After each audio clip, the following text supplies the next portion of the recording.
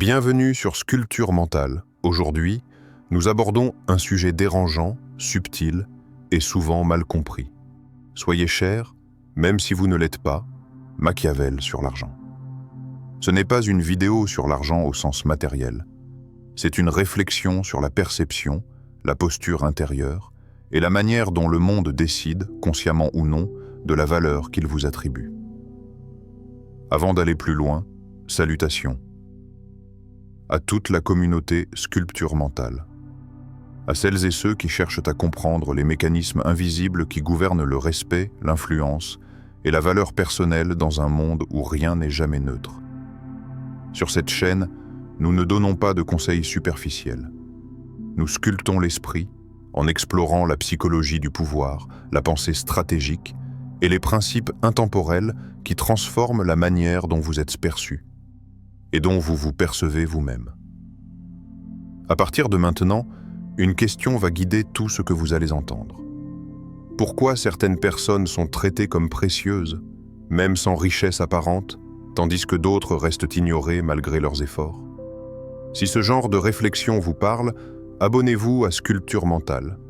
Activez la cloche de notification pour ne manquer aucune de nos prochaines explorations mentales. Chaque vidéo est conçue pour provoquer un déclic, pas un simple divertissement. Et avant d'entrer pleinement dans le cœur du sujet, laissez-moi vous partager une pensée personnelle. Le monde ne vous traite pas selon ce que vous valez réellement, mais selon ce que vous acceptez de projeter. Ce que vous allez entendre aujourd'hui pourrait vous mettre mal à l'aise. Et c'est précisément pour cette raison qu'il est important de rester jusqu'à la fin. Car parfois, le premier pas vers une nouvelle réalité commence par une vérité que l'on évitait de regarder. Ferme les yeux un instant. Respire. Pas pour te calmer, mais pour t'observer. Comment te perçois-tu quand personne ne te regarde?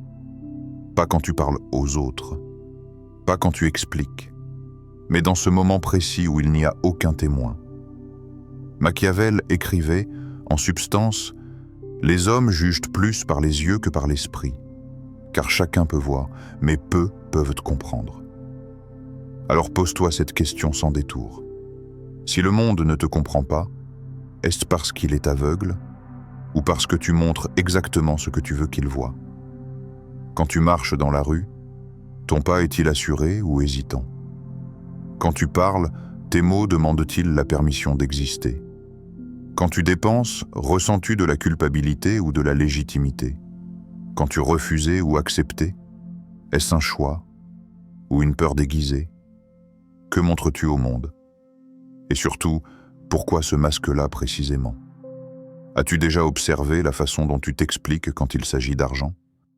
Pourquoi tant de justifications? Pourquoi ce besoin de préciser, d'adoucir, de rassurer? À quel moment as-tu appris qu'il fallait s'excuser d'avoir des désirs plus grands que la moyenne? Qui t'a fait croire que la discrétion était une vertu quand elle devient un effacement? Regarde honnêtement. Combien de fois as-tu diminué tes ambitions avant même que quelqu'un ne les critique? Combien de fois as-tu choisi la modestie non par force, mais par peur? As-tu confondu simplicité et invisibilité? Humilité et renoncement? Machiavel observait une vérité dérangeante. Ce que tu projettes devient ce que l'on croit être ta réalité. Alors ose cette question inconfortable.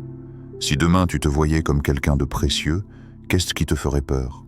Le regard des autres, le jugement, ou la responsabilité d'être enfin à la hauteur de ce que tu évites de reconnaître en toi? Depuis quand as-tu décidé que ta valeur devait rester silencieuse pour être acceptable? La perception, le vrai prix des choses, Machiavel affirmait une vérité froide, presque brutale. Ce que l'on paraît être est souvent plus puissant que ce que l'on est réellement. Cette phrase dérange parce qu'elle remet en cause une croyance profondément ancrée, celle selon laquelle l'effort, la compétence ou la sincérité suffisent.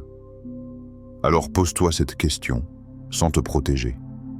Combien de décisions as-tu prises, non pas selon ce que tu voulais, mais selon ce que les autres allaient penser de toi? Quand tu choisis un vêtement, est-ce pour exprimer qui tu es ou pour éviter d'attirer l'attention? Quand tu fixes un prix, écoutes-tu ta valeur ou la peur d'être rejeté? Quand tu demandes un salaire, te positionnes-tu ou te justifies-tu? Quand tu refuses une opportunité, est-ce un choix stratégique ou une fuite déguisée? Agis-tu comme quelqu'un de précieux ou comme quelqu'un qui espère être choisi? Observe le monde avec lucidité.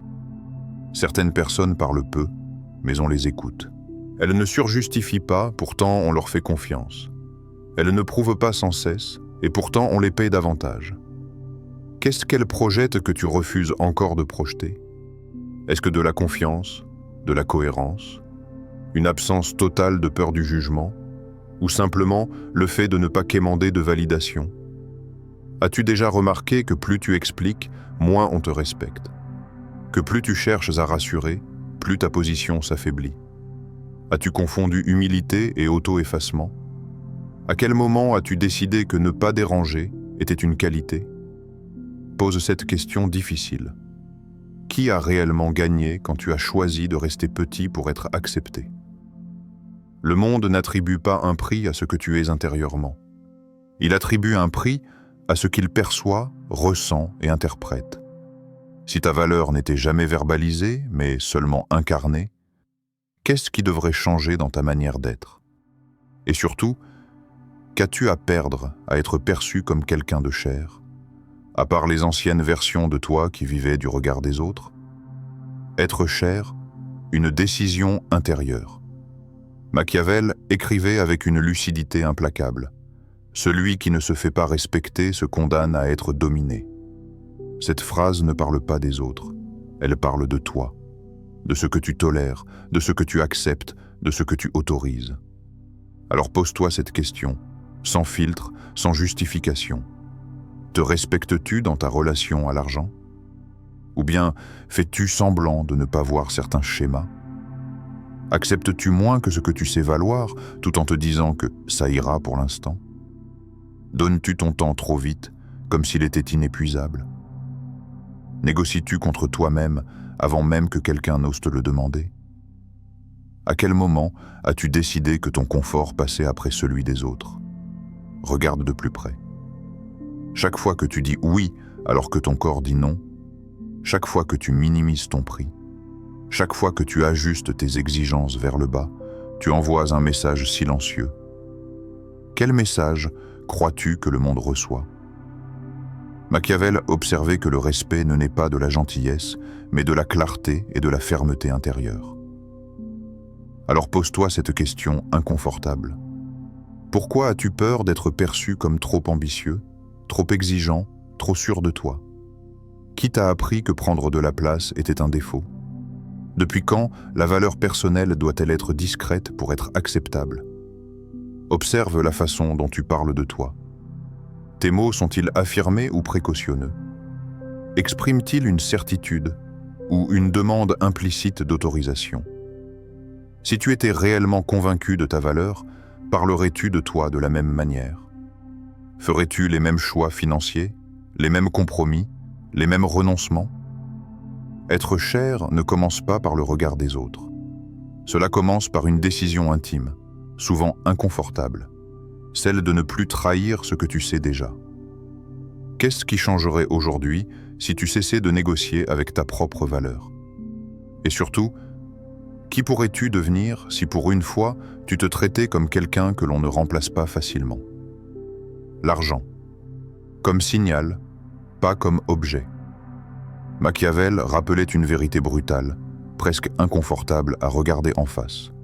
Les hommes respectent moins celui qui donne tout que celui qui sait refuser. Cette phrase ne parle pas de générosité. Elle parle de signal, de ce que tu communiques sans prononcer un mot. Alors demande-toi, sans détour, que signales-tu quand tu brades ton travail? Que dis-tu de toi quand tu as peur de facturer, de demander, d'annoncer un prix sans trembler? Observe ta réaction intérieure au mot argent. Est-elle neutre? Ou chargée de tension, de gêne, de justification silencieuse? Pourquoi ressens-tu le besoin d'expliquer ton prix au lieu de l'assumer? Pourquoi as-tu l'impression que recevoir doit toujours être compensé par une excuse ou un surplus d'effort? Machiavel avait compris quelque chose que beaucoup refusent encore d'admettre. L'argent n'est pas seulement un moyen d'échange, c'est un langage que le monde comprend très bien. Alors pose cette question fondamentale. Est-ce vraiment un problème d'argent ou un problème d'identité? Quand tu refuses d'augmenter tes prix, est-ce par stratégie ou par peur d'être rejeté? Quand tu acceptes moins, est-ce par choix conscient ou par crainte qu'on découvre que tu ne te sens pas légitime? Pourquoi attends-tu que le monde te traite comme quelqu'un de cher, alors que toi-même tu hésites encore à te reconnaître comme tel? Regarde honnêtement, personne ne t'oblige à te sous-évaluer. Personne ne te force à donner plus que nécessaire. Mais quelque part, tu continues. Qu'espères-tu inconsciemment obtenir en te rendant accessible à tout prix? De l'approbation? De l'acceptation? La sensation d'être quelqu'un de bien? Machiavel observait que le refus clair inspire plus de respect que le don confus. Alors interroge-toi. À quel moment as-tu décidé que l'argent devait être une source de gêne plutôt qu'un reflet de ta puissance intérieure? Que changerait ta relation au monde si chaque échange financier devenait une affirmation silencieuse de qui tu es? Et surtout, si l'argent est un signal, que dis-tu de toi à chaque fois que tu te sous-estimes? La peur cachée. Caché, être rejeté. Machiavel écrivait une phrase qui dérange parce qu'elle révèle une vérité que l'on préfère éviter. Les hommes oublient plus facilement la mort de leur père que la perte de leur fortune.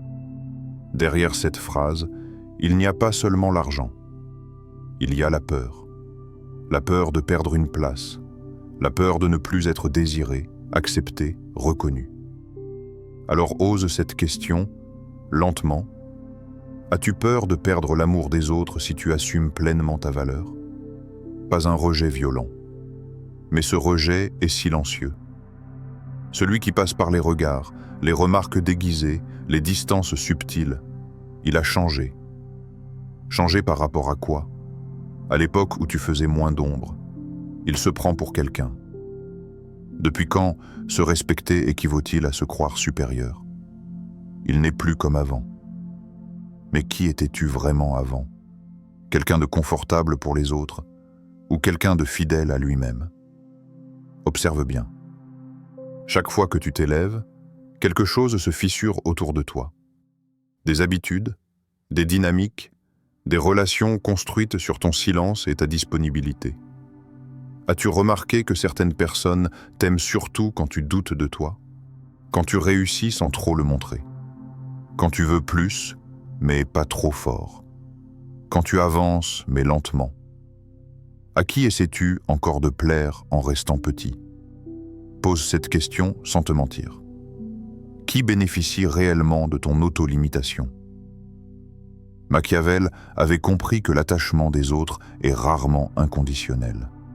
Il est souvent lié à la place que tu occupes dans leur équilibre.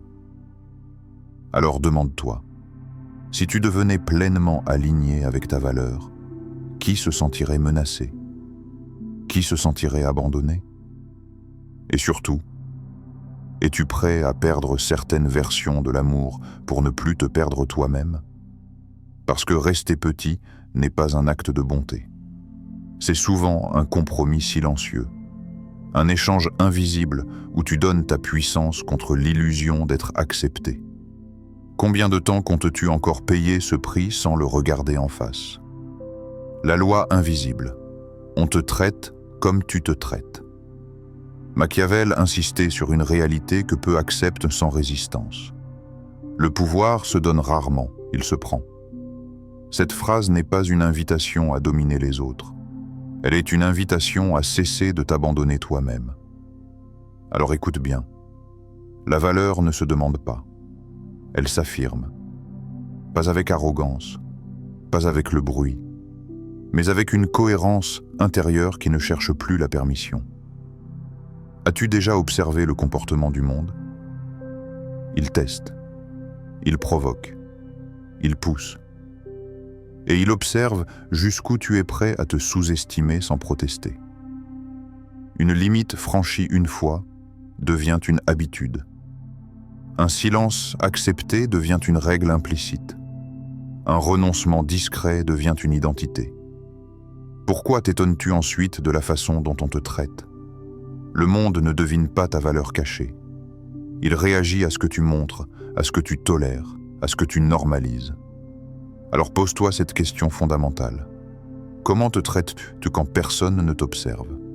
Respectes-tu ton temps, tes choix, tes besoins? Ou bien fais-tu des concessions en espérant qu'un jour quelqu'un reconnaîtra ton sacrifice? Machiavel avait compris que le pouvoir intérieur précède toujours le pouvoir extérieur. Sans posture claire, il n'y a que des attentes déçues. Alors imagine un instant, non pas en rêve, mais en décision. Si aujourd'hui tu décidais intérieurement d'être cher, qu'est-ce qui changerait dans ta posture? Ta manière de te tenir, de regarder, de parler? Tes paroles seraient-elles plus lentes, plus précises, moins justifiées? Et dans tes choix quotidiens, accepterais-tu encore ce qui te diminue? Donnerais-tu encore ton énergie sans discernement? Chaque jour, tu envoies un message au monde, pas avec ce que tu dis, mais avec ce que tu tolères. Quel message envoies-tu actuellement? Et surtout, si personne ne venait jamais te donner la reconnaissance que tu attends, serais-tu capable de te l'accorder toi-même et d'agir en conséquence? Question finale, le choix silencieux. Respire encore une fois, pas pour te détendre, mais pour ne plus fuir la question. Préférerais-tu être aimé pour ce que tu n'es pas, ou respecté pour ce que tu décides enfin d'être? Ne réponds pas trop vite. Cette question n'est pas morale, elle est stratégique. Être aimé pour une version édulcorée de toi-même a un prix. Un prix discret mais constant. Renoncer, atténuer, rassurer, te rendre compatible avec les attentes des autres. Combien de fois as-tu choisi l'amour conditionnel plutôt que le respect inconfortable? Machiavel nous laisse avec cette vérité implicite, presque cruelle. Le monde ne récompense pas l'intention, mais l'attitude. Tu peux vouloir être respecté. Tu peux espérer être reconnu. Mais tant que ton attitude raconte une autre histoire, le monde écoutera ce que tu montres, pas ce que tu ressens. Quelle attitude incarnes-tu quand il s'agit de ta valeur? Regarde tes décisions passées, pas tes discours, pas tes promesses, tes décisions réelles. Ont-elles été guidées par la peur de perdre ou par la volonté d'affirmer? Il existe un moment précis, souvent silencieux, où tout bascule. Personne n'applaudit, personne ne valide. C'est le moment où tu choisis intérieurement de ne plus négocier contre toi-même. As-tu déjà pris cette décision ou l'as-tu toujours reportée? Se comporter comme quelqu'un de précieux ne commence pas quand la confiance est parfaite. Cela commence avant, dans l'inconfort, dans le doute, dans l'absence de garantie. Quand vas-tu commencer à te comporter comme quelqu'un de précieux, même avant de le croire totalement? Pas demain, pas quand tout sera clair, pas quand tu te sentiras prêt, mais maintenant, dans le silence, là où personne ne peut te juger, sauf toi. Car au fond, la vraie question n'est pas « le monde va-t-il changer ?» La vraie question est « combien de temps encore vas-tu attendre pour changer ta posture, alors que tu sais déjà ce que cela te coûte de ne pas le faire ?» Merci d'avoir suivi cette exploration sur « Soyez cher, même si vous ne l'êtes pas ». Machiavel sur l'argent. Si cette vidéo a fait écho en vous, pensez à vous abonner à la chaîne Sculpture Mentale et à activer la cloche de notification pour ne rien manquer de nos prochaines analyses et révélations sur la psychologie, la valeur personnelle et le pouvoir invisible. Laissez un commentaire pour partager ce qui vous a le plus marqué dans cette vidéo. Quel questionnement vous a le plus secoué? Quelle idée allez-vous tester dès aujourd'hui dans votre vie? Votre retour nourrit la communauté et enrichit chacun de nous. Et maintenant, ne partez pas encore. La vidéo qui vient de s'afficher à l'écran continue ce voyage mental et pourrait transformer encore plus votre perception de vous-même et du monde qui vous entoure. Cliquez, regardez et poursuivez l'éveil de votre sculpture mentale.